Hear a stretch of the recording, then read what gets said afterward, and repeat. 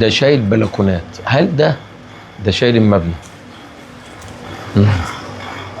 ده كده داخل في السيستم الانشائي. بمعنى ايه؟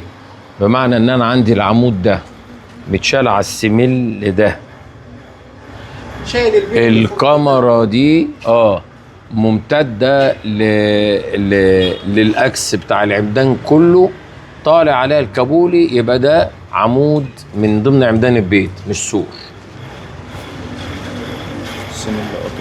ما هو انا بقول لك هنا بقى، بص الشرخ اللي موجود في الحيطه دي، هنا السميل قاطم اهو.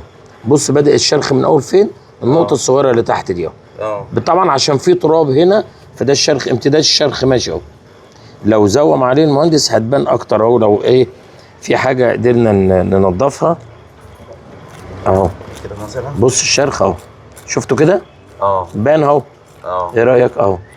لو نضفت كده تلاقي هو الشرخ ماشي كده، ماشي كده بقى. فده مقطوع. ده صبه ده صح؟ ده سميل. ده سميل رب. سميل بقى، هل سميل على قواعد هنا راكبه على قواعد، او هو عامل البيت شدادات يعني زي ما بيقولوا كده هم، بس هي ما اسمهاش شدادات، هي اسمها قواعد شريطيه، وهل ابعادها ايه ما اعرفش. لكن هو 90% ده على قواعد قاعده هنا وقاعده هنا، وده تقريبا ايه سميل رابط الاثنين على بعض، تقريبا عامل السميل اللي راكب القاعده.